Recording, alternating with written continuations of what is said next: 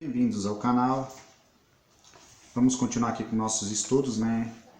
A obra Minha Luta, parte 1.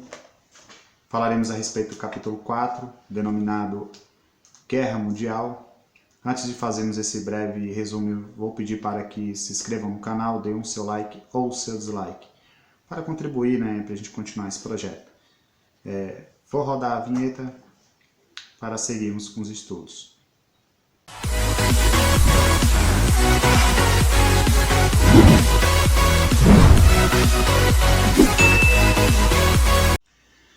Bem, vamos lá para os estudos, né? Então, nesse capítulo ele vai lamentar por não ter nascido em tempos de guerra. Ele vai, segundo o próprio, comentar que mesmo quando pequenininho, quando criança, ele nunca se viu como pacifista. E ele vai dizer que admirava muito as histórias das antigas revoluções, né? E que ele não via nada de produtivo naquele momento histórico, porque segundo ele, eu vou deixar uma anotação bem específica de como ele fazia essa analogia da época.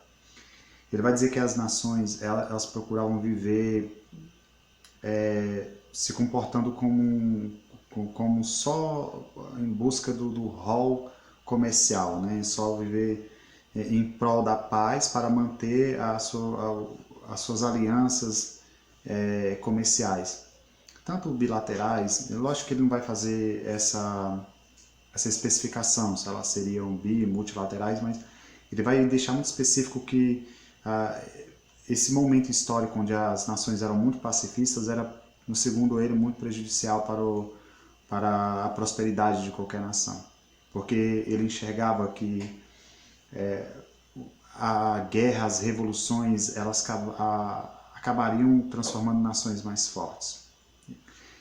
E esse comportamento comercial foi onde eu anotei, né, que eu achei muito interessante. Isso vai ficar muito específico na página 121.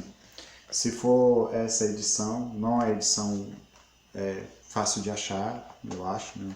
Se forem, está na página 121. Ele vai dizer que, segundo a analogia dele, né, que os comerciantes seriam os ingleses, né, seria a Inglaterra, os funcionários administrativos seriam a Alemanha e os judeus seriam os proprietários. E ele sempre deixa muito explícito que ele enxerga os judeus como um Estado dentro do Estado, né? Eu já comentei isso num vídeo passado. Ele vai dizer que é um Estado sem território, né?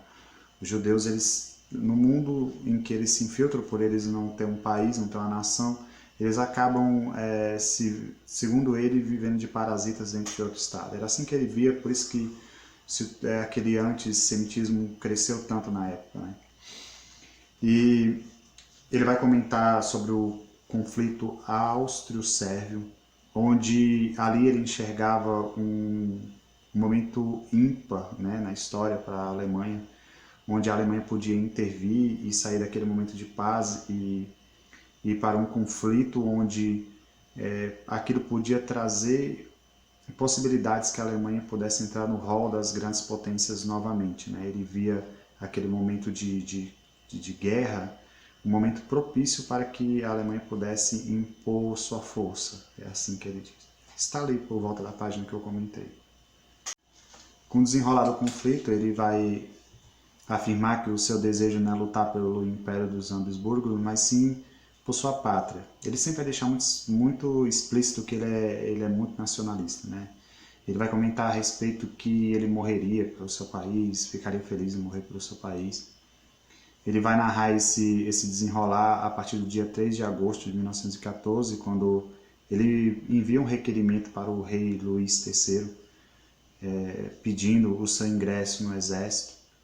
Depois ele vai receber a resposta desse requerimento, e o requerimento é favorável ao seu ingresso. E ali ele começa a narrar os conflitos diretos e indiretos daquele momento, né, na batalha da Primeira Guerra Mundial. Ele vai comentar que aquele momento, né, ele vai afirmar que aquele momento de guerra vai fazer ressurgir um espírito nacionalista, principalmente no povo alemão, e que aquele espírito vai afastar o povo alemão do marxismo, né? Faz com que crescesse mais aquela paixão nacionalista, aquela paixão patriótica. É mais ou menos assim que ele vai especificar. Ele vai continuar afirmando que isso está muito presente, essa paixão nacionalista que a guerra traz, né? Esse sentimento de paixão, está muito explícito nos soldados. Ele vai dizer que, principalmente quem está ali confrontando pelo seu país, vai deixar muito mais transparente, né, esse sentimento. Só que ele vai dizer que tem um porém. O porém é que aqueles que não estão no conflito, né, aqueles que não estão no conflito continuam sendo contaminados pelas ideias marxistas, e ele diz que só pós-guerra que ele vai ter essa visão que durante a guerra ele não tinha, e ele enxergava esse sentimento que fosse da nação inteira com o desenrolar. Só que ele diz que depois, pós-guerra, ele vai perceber que aqueles que não foram para o fronte, que não foram para a guerra, que ficaram, aqueles continuaram sendo contaminados pela ideologia marxista, né?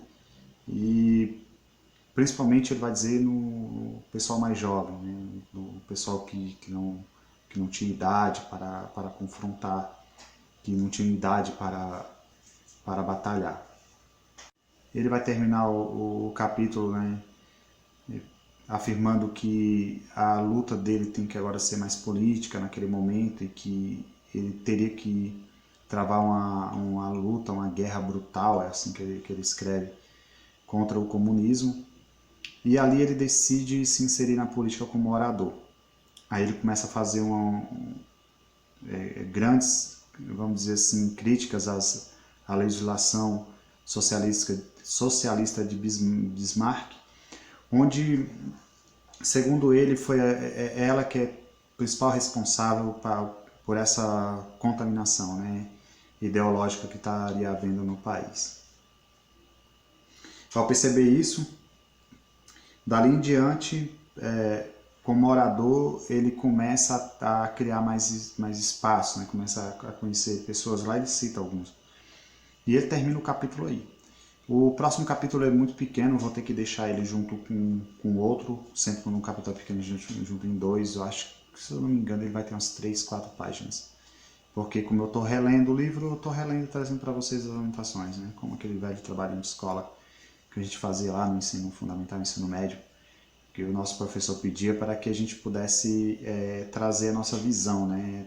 Trouxesse a nossa compreensão do que ali estava escrito, né? Então, no próximo vídeo trarei mais 2 capítulos dessa obra. Sempre que possível eu faço os resumozinhos, trago aqui para o canal. E como é um conteúdo muito atemporal, acredito que vai servir aí para qualquer um que esteja, no mínimo, curioso a respeito de algumas obras literárias. Ao terminar essa, a gente também pretende trazer outras. Então, ficando por aqui, até o próximo capítulo.